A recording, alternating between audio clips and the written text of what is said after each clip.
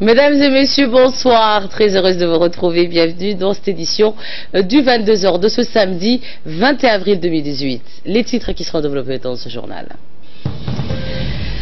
L'arrivée cet après-midi, au début d'après-midi, du président équato-guinéen Teodoro Nguema Mbasanjo à Djibouti pour une visite officielle de 48 heures et en Syrie. L'OSC s'est rendu sur les lieux de l'attaque chimique présumée à Douma en Syrie. Très heureuse de vous retrouver. Bienvenue si vous nous rejoignez sur Télé Djibouti. Le président de la République, son Excellence Ismaël Omar Guelleh, a accueilli aujourd'hui, samedi, au milieu d'après-midi à l'aéroport international d'Ambouli, son homologue de la République de Guinée équatoriale, Teodoro Obiang Nguema Mbasanjo, qui, à l'invitation du chef de l'État djiboutien, vient d'entamer une visite officielle de 48 heures dans notre capitale. La rencontre prévue donc demain, dimanche, au palais présidentiel entre le président djiboutien et équato-guinéen constituera l'étape la plus importante de la visite officielle d'Obiang Nguema à Djibouti. Cette rencontre sera composée d'une réunion de tête-à-tête entre les deux chefs d'État et d'une séance élargie de travail à leurs principaux collaborateurs. Cette séance de travail sera d'ailleurs couronnée par la signature d'une série d'accords bilatéraux entre les deux pays. A noter également que les deux chefs d'État tiendront ensemble une conférence commune de presse. La visite d'Obiang Nguema à Djibouti a valeur de premier acte d'un processus actif de coopération et de partenariat économique.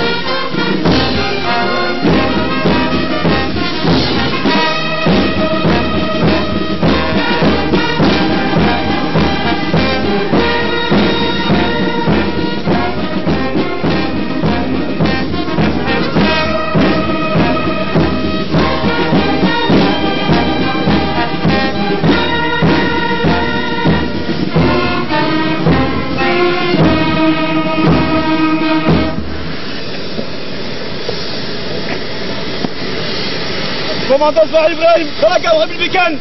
Commandant de troupes d'honneur. Avant monsieur le président.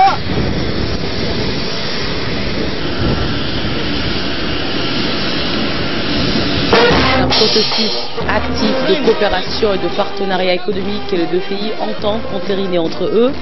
Modèle de succès économique qui sut dériver son développement en dehors de richesses naturelles, la République de Djibouti a vocation à inspirer la République amie de la Guinée équatoriale dans la quête légitime de cette dernière à diversifier son économie, longtemps centrée sur l'exploitation des hydrocarbures.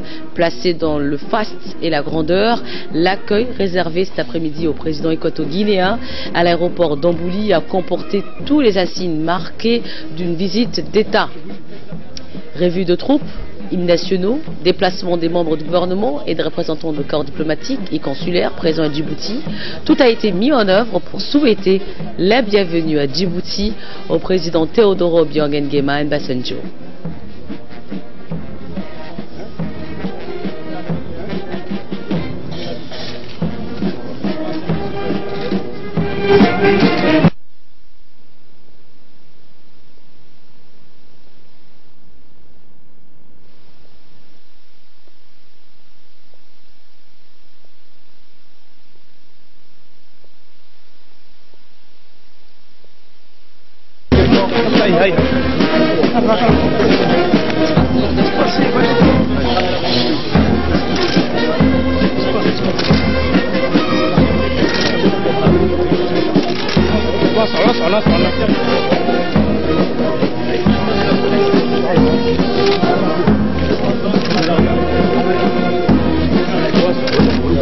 Est-ce que tu peux arrêter, s'il vous plaît?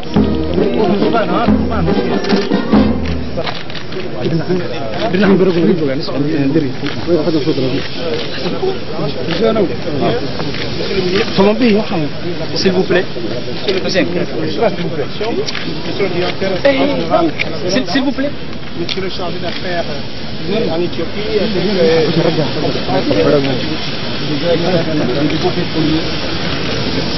Ambassadeur de la Palestine.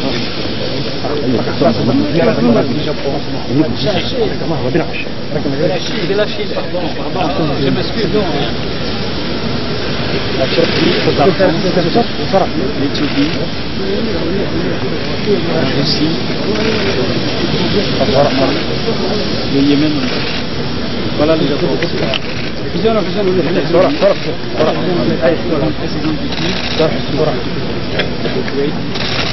Joe.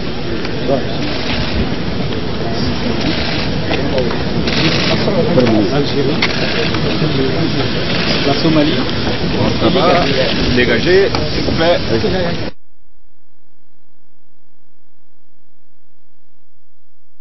Tête à tête s'en est suivi entre les deux chefs d'État au salon d'honneur de l'aéroport international de Djibouti. La Guinée équatoriale est un pays d'Afrique centrale constitué de la région continentale de Rio Muni et de 5 îles volcaniques au large. Malabo, sa capitale, située sur l'île de Bioko, affiche une architecture coloniale espagnole et représente un point central pour le secteur pétrolier prospère du pays. L'économie de la Guinée équatoriale est caractérisée actuellement par la forte production pétrolière de la Guinée équatoriale qui place le pays comme le 3e producteur de pétrole en Afrique subsaharienne.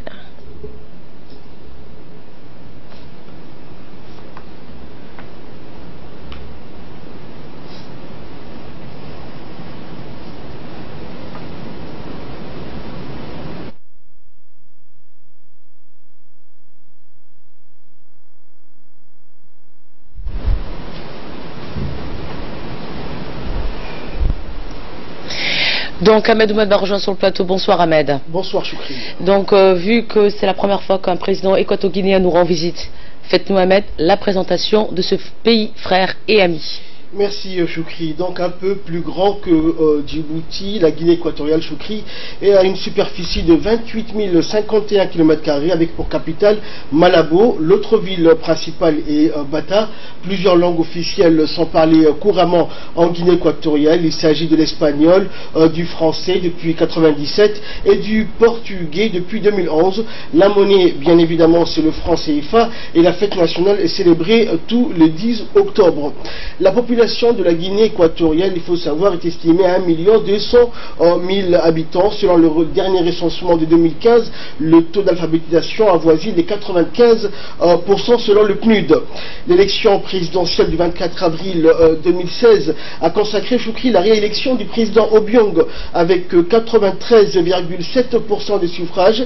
Les élections législatives, sénatoriales et municipales du 12 novembre 2017 ont été remportées également par le parti présidentiel.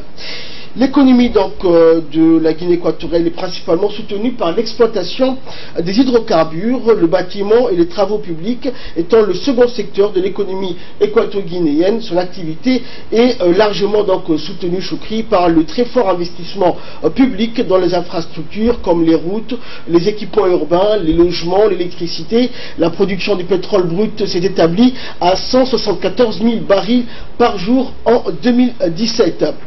Et après son arrivée, nous avons pu le voir, Choukri, un premier entretien entre les deux chefs d'État dans le salon VIP de l'aéroport, qui sera suivi demain par un entretien élargi, suivi à nouveau d'un tête-à-tête entre le président djiboutien et son homologue équato-guinéen Obiang, lors d'une cérémonie qui aura lieu à la présidence, qui sera conclue par la signature de plusieurs accords entre les deux pays. Et dans l'après-midi, le président Obiang se rendra à l'Assemblée nationale où il prononcera un important discours devant les parlementaires nationaux, et durant son séjour, Choukri, le président Obiang effectuera également plusieurs visites, notamment dans les infrastructures portuaires de Doralé, le terminal à conteneurs Doralé, le multipurpose port de Doralé également, ainsi que les installations de Djibouti Télécom dans la capitale principalement.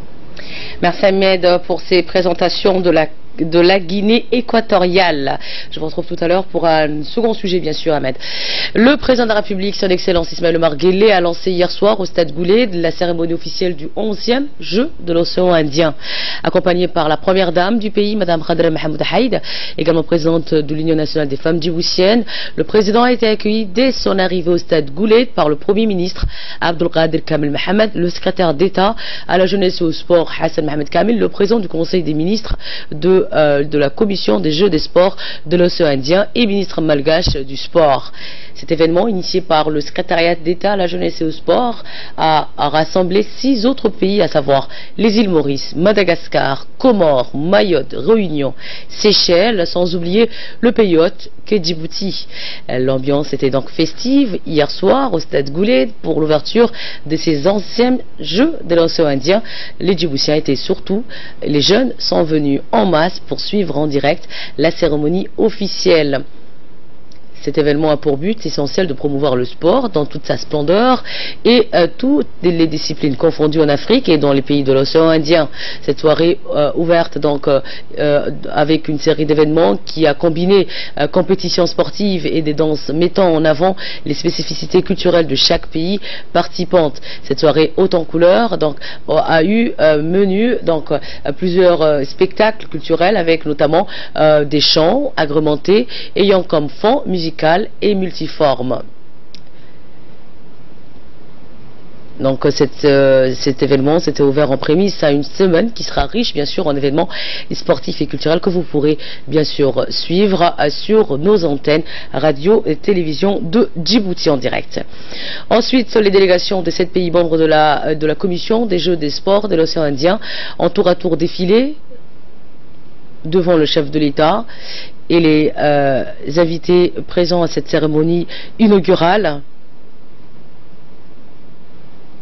Donc les 6 pays qui concourent à ces Jeux ont défilé devant les invités.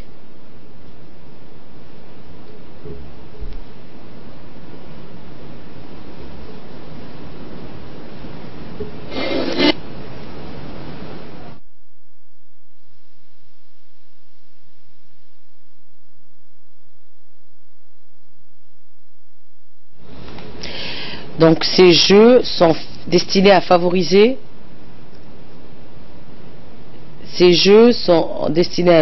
l'amitié et la fraternité entre les jeunes.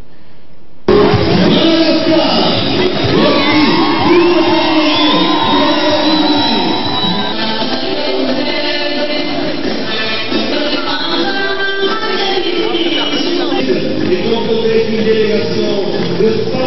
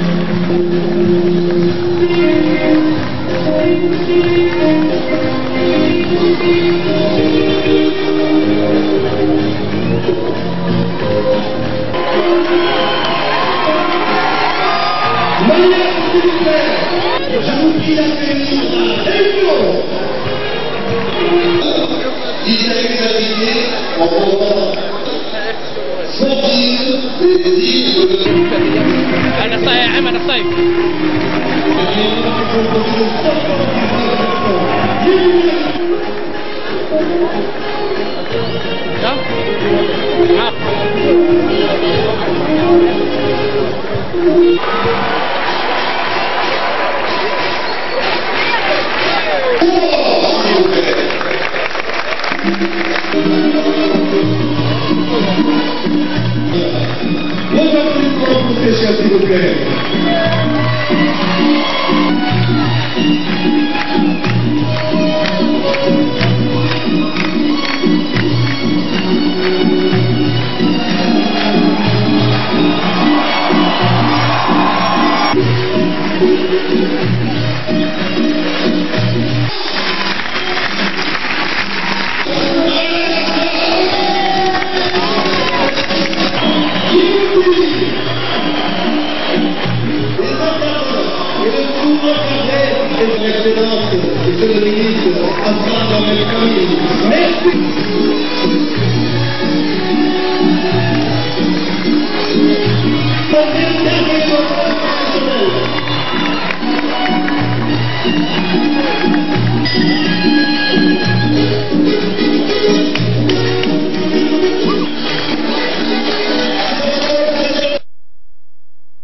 Donc cet événement rassemblera à peu près 1500 jeunes âgés entre 14 et 17 ans. Dans son intervention, le ministre malgache de la jeunesse, également président de la commission et ministre de la commission de la jeunesse et des sports de l'océan Indien, a déclaré que ces jeux sont destinés à favoriser l'amitié et la fraternité entre les jeunes. Il a remercié le gouvernement djiboutien, notamment le secrétariat d'État à la jeunesse et au sport, qui a mis en place toutes les conditions nécessaires pour la réussite de ces Jeux de la CJOSI. Je propose de l'écouter.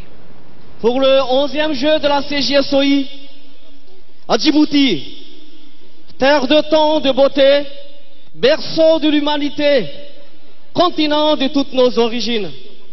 Djibouti, quand vous êtes ici, Sodawada Arhiba, nous démontrons à la face du monde la force de la fraternité, la force de la riche diversité de nos cultures, qui est notre trait d'union, la force de pouvoir se lancer tous les défis à travers les arts et à travers le sport. C'est tout cela, les Jeux de la CJSOI. Je tiens à exprimer ma profonde gratitude à tous ceux qui ont rendu possible la tenue de cet événement à Djibouti. Dans cette belle ville, capitale de ce pays, un lieu de rencontre et d'escale très prisé par beaucoup de gens, et en particulier au gouvernement de Djibouti, qui est représenté aujourd'hui par son Excellence Monsieur le Président de la République. Une présence qui honore les membres de la CJSOI et qui témoigne aussi votre amour et intérêt à la jeunesse. Je suis heureux, mesdames et messieurs, de saluer très chaleureusement les pays participants à ces Jeux, ainsi que les observateurs représentants d'organisations internationales intéressées et soutenant nos actions. Ces Jeux entrent dans le cadre de la programmation de la CJSOI et constituent son action la plus visible par l'importance de la mobilisation qui s'ensuit.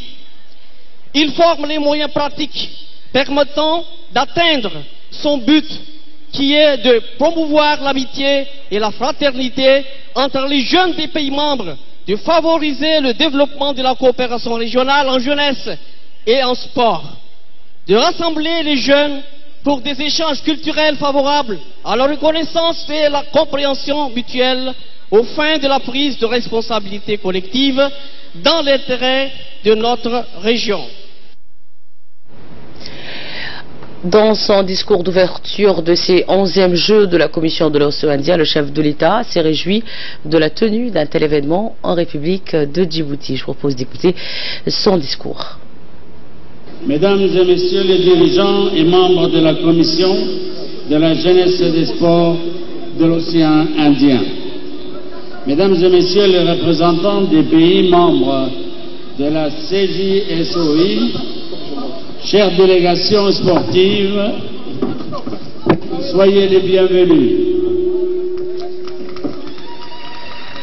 Arhiba, Sodawada, Karibu, Tongazoa, bienvenue, bonjour. C'est une grande première pour notre pays. Djibouti a l'honneur et le privilège d'accueillir les Jeux de la Commission de la jeunesse et des sports de l'océan Indien. Au nom du peuple djiboutien, je souhaite la chaleureuse bienvenue à toutes les délégations des pays frères et amis de l'océan Indien. À tous les jeunes ici présents, à tous les accompagnateurs, à tous les responsables, je voudrais dire: soyez assurés, vous êtes ici, chez vous. Les Jeux de la Commission constituent un cadre privilégié de rencontres et d'échanges pour les jeunes issus de la zone de l'océan Indien. Ils mettent en lumière la diversité et la richesse culturelle de nos pays, dont la jeunesse se fait la championne à travers ces journées de compétition. En portant le message universel de la Commission, qui est un message de paix, de fraternité, d'ouverture aux autres et de respect des différences, chacun, par sa présence, participe au rapprochement et au dialogue entre les peuples. Et dans un monde de plus en plus uniforme et de moins en moins universel, autant vous dire que les rencontres comme celle-ci agissent comme de véritables laminaires. À nos chers participants, je voudrais dire ceci. Les jours à venir seront d'une grande intensité sportive et culturelle. À travers les jeux et les arts, vous aurez l'occasion d'exprimer vos compétences, vos talents et donnerez le meilleur de vous-même. Pour que soit pleinement réussie cette expérience extraordinaire que sont les Jeux, je vous invite à vivre ces journées avant tout comme une fête durant laquelle la convivialité et l'amitié auront toute leur place. Encore une fois, chers invités, je vous souhaite un excellent séjour à Djibouti et déclare ouvertes les 11e Jeux de la Commission de la jeunesse et des sports de l'océan Indien. Que la fraternité et la sportivité unissent les Jeux de l'océan Indien. Je vous remercie. La soirée était donc ponctuée par des chants et des danses de différentes composantes de pays donc, qui vont concourir à ces Jeux. Le public djiboutien a suivi le défilé avec enthousiasme, le défilé des jeunes, donc des chants et des danses bien sûr, et de l'animation.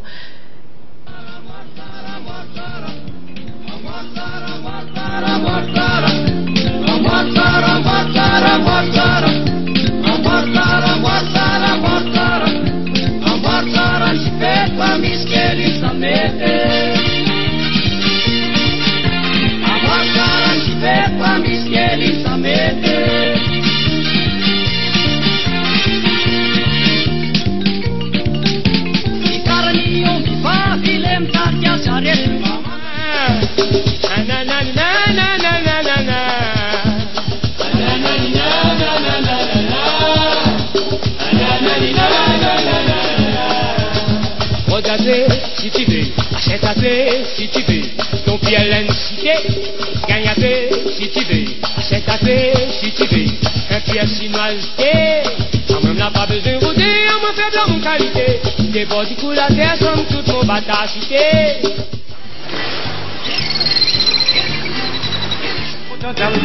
Mettre la paillade sans tracas, balala napina blabla, bouti bouti, il peut danser dans tout côté, il peut tourner.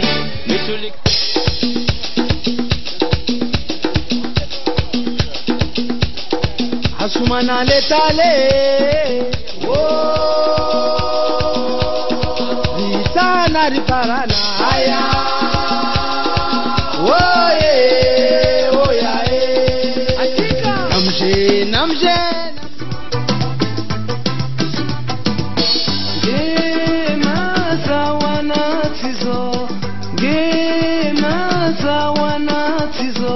Waili wapenza nao furaha ya tuisha.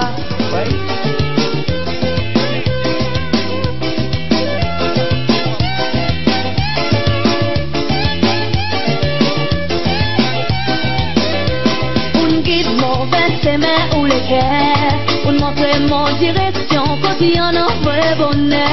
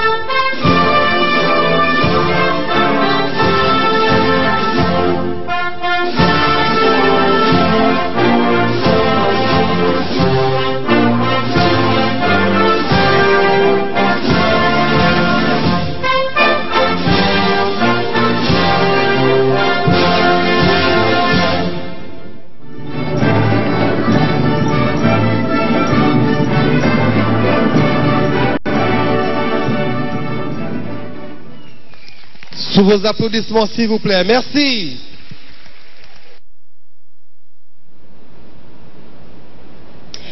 Donc Ahmed, dites-nous les résultats. Donc avant de revenir avec vous sur les résultats, Ahmed, de ces premières journées, donc après l'ouverture officielle hier soir, organisée donc hier soir, comme vous avez pu suivre au Stade Goulet, sous le patronage du président de la République, son Excellence Ismaël Omar Guelleh.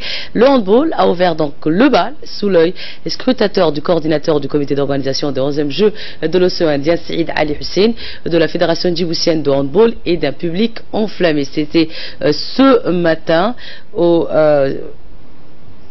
terrain du gymnase du lycée d'État. Les équipes des 7 pays rassemblés au gymnase du lycée d'État de Djibouti ont d'abord défilé pendant que retentissait l'hymne des Jeux, suivi du premier match garçon qui a opposé Djibouti à l'île Maurice. Donc après un début de match qui a laissé planer un suspense, l'équipe djiboutienne a finalement remporté le match par une victoire écrasante de 34 à 13. Donc s'en est suivi un match filles qui a opposé Madagascar à Mayotte. Les handballeuses ont offert au public un très très beau match malgré l'arrivée du président de la CJSOI et ministre de la Jeunesse et des Sports de Madagascar. Les Malgaches n'ont pas pu réduire l'écart des buts et se sont vus arracher la victoire par un score sans appel de 23 à 16. Dans le cadre des 11e Jeux de la CJSOI, où se dérouleront au gymnase ce matin et durant plus d'une semaine les compétitions pour le handball. Cette compétition de handball regroupe 2 catégories, les filles et les garçons. 4 équipes chez les garçons et 2. Donc Ahmed, comme je vous le disais tout à l'heure, Ahmed Oumad, faites-nous donc les résultats donc, de ces premières journées, Ahmed. Merci Choukri. Donc les Djiboutiens et les Mayotte donc, ont bien démarré donc, dans cette compétition, notre pays, avec 3 victoires dans la seule journée d'aujourd'hui en handball et en football. En handball tout d'abord, l'équipe masculine de Djibouti a remporté la victoire face à l'équipe de l'île Maurice sur un score de 34-13. Et dans l'après-midi, au football, donc l'équipe de football de Djibouti a battu l'équipe des Seychelles sur un score sans appel de 3-0. En handball, dans l'après-midi, l'équipe féminine de handball, donc comme nous avons pu le voir, remporter la victoire face à l'équipe de l'île Maurice. Et quant aux autres matchs, notamment en football, les équipes de Comores et Mayotte ont fait match nul partout. Donc, l'équipe de la Réunion a perdu face à l'équipe de l'île Maurice sur un score de 2-0. Et en handball toujours ce matin, les équipes féminines de handball donc, et Mayotte se sont affrontées au lycée et la victoire est revenue à Mayotte sur un score de 23-16. Enfin, l'équipe de handball de Mayotte a remporté la victoire face à l'équipe des Seychelles sur 38-12. La première journée donc des compétitions a été très favorable, Choukri, pour les équipes djiboutiennes du Mayotte. Demain, les compétitions vont se poursuivre sur les différents sites dans différentes disciplines. Et enfin, le public donc était nombreux au stade notamment pour suivre les compétitions. Ceux qui sont restés chez eux ont pu suivre les matchs en direct et qui étaient retransmis donc en direct sur la radio et télévision de Djibouti. Merci Ahmed pour ces précisions et pour ces résultats de cette première journée des Jeux de l'océan Indien. Donc, autre actualité nationale dans cette édition du 22h, c'est le président de la République, son Excellence Ismaël Omar Guelleh, qui a adressé hier vendredi un message de félicitations à son homologue cubain, Michael Díaz-Canel, élu jeudi à la magistrature suprême de son pays.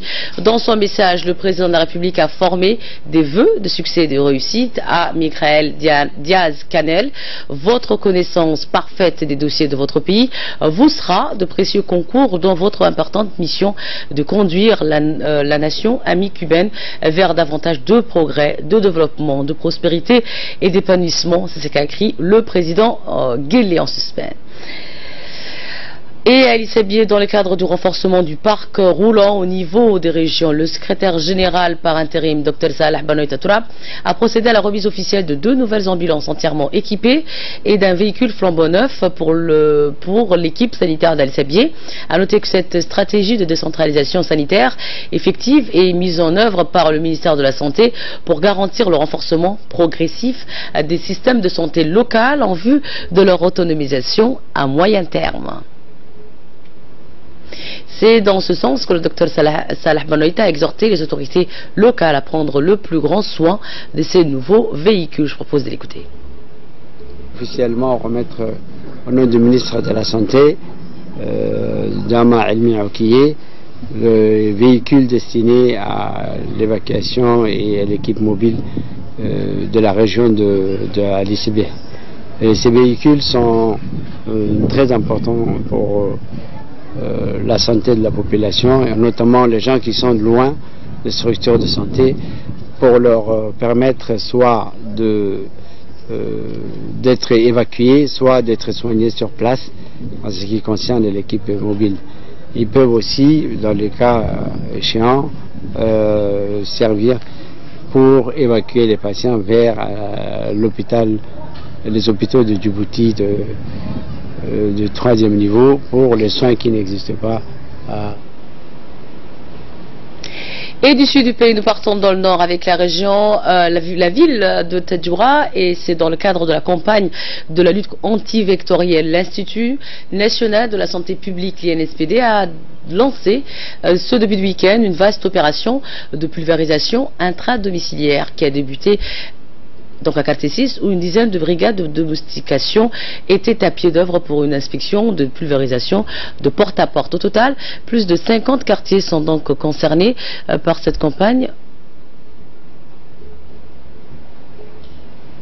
À Tadjoura, dans le cadre de la lutte contre la précarité et le chômage d'ANEFIP, donc, l'ANEFIP a clôturé une formation portant sur les compétences de base de l'employabilité et d'entrepreneuriat visant à préparer la main-d'œuvre djiboutienne, notamment les jeunes demandeurs d'emploi, afin de faciliter leur accès sur le marché de travail et répondre ainsi aux besoins du secteur privé et de l'économie djiboutienne. Rappelons que depuis le début de ce programme de formation, plus de 600 jeunes ont bénéficié de cette formation, dont 80 jeunes dans la région de Tadjoura. Et à l'issue de cette formation, les certificats ont été remis aux participants. Et dans son discours, le directeur général de l'ANEFIP a rappelé que la lutte contre le chômage est la priorité, et c'est dans cette optique que la formation sur les compétences de base et de l'entrepreneuriat reste une alternative privilégiée pour renverser la tendance. Je vous propose de l'écouter. Cet atelier donc vous permettra de vous insérer très facilement dans les différentes entreprises. Donc, de la place, vous aurez donc plus de chances d'être donc inséré. Vous avez acquis une compétence de plus. Cette compétence de plus, c'est pour être opérationnel. C'est pour être empoché dans les différentes entreprises. C'est pour avoir des relations avec les vis-à-vis, c'est-à-dire avec les clients, soit des bonnes relations avec vos collègues, avoir des relations également avec le personnel extérieur. Donc toutes ces compétences ont été détaillées dans le module 0 à 7 que vous venez d'achever, avec succès d'ailleurs.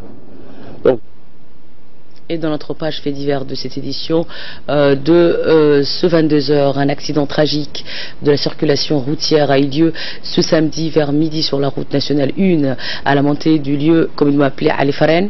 En effet, le conducteur d'un camion citerne éthiopien en provenance de l'Éthiopie roulant à vive allure a perdu le contrôle de son véhicule lors de la descente et s'est engagé sur la voie inverse. Au cours de cette manœuvre, il est entré en collision frontale avec un camion Ben djiboutien.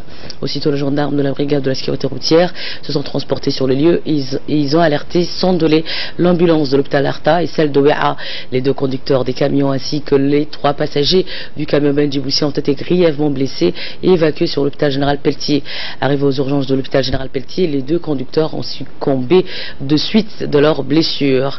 La grue de la gendarmerie a été dépêchée sur le lieu de l'accident en vue de déblayer la chaussée, laquelle était bloquée dans les 2 sens. Durant toute l'opération, la régulation a été assurée par les gendarmes de la sécurité routière de la brigade de Wea.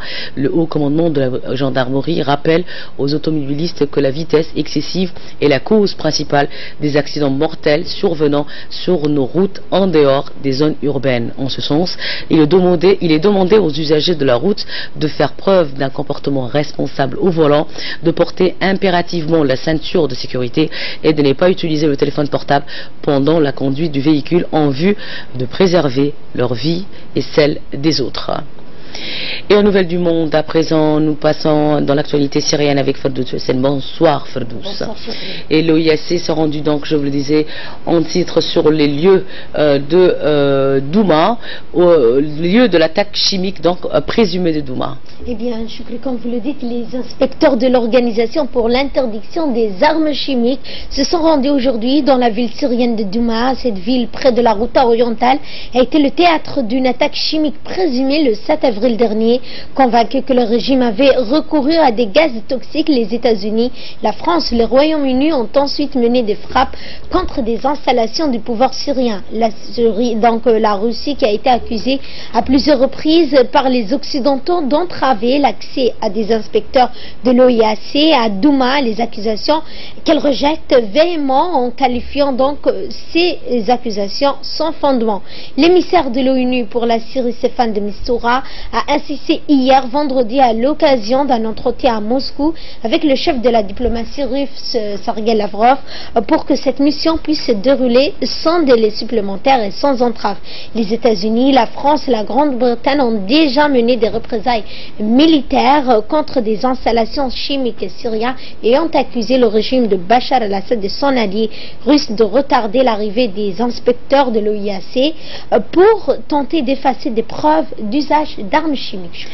Et Ferdous, dans la bande de Gaza, l'émissaire de l'ONU s'est indigné après la mort d'un adolescent, après hier dans la marche de vendredi. Tout à fait. Donc, 4 Palestiniens, dont un mineur, ont été tués hier lors de nouvelles manifestations à la frontière de Gaza. L'émissaire de l'ONU dans la région a accusé Tsahal de tirer sur des enfants. Au total, selon le ministère de la Santé de Gaza, contrôlé par le Hamas, 4 Palestiniens ont été tués durant la journée d'hier et 156 autres blessés par des tirs à balles réelles depuis le 30 mars et le début donc de la marche de retour aux mobilisations de masse le long de la frontière avec Israël. 37 Palestiniens, dont 4 mineurs, ont été tués par des forces israéliennes positionnées de l'autre côté de Barbelé, au camp israélien. Donc, on a d'ailleurs été touché. Merci Ferdous pour ces précisions. Merci à vous de l'avoir suivi. C'est fait un plaisir de vous présenter ce journal de ce soir. J'espère que vous allez vous porter bien. Très bonne soirée à vous tous sur Télé Djibouti. À très vite. Bye bye.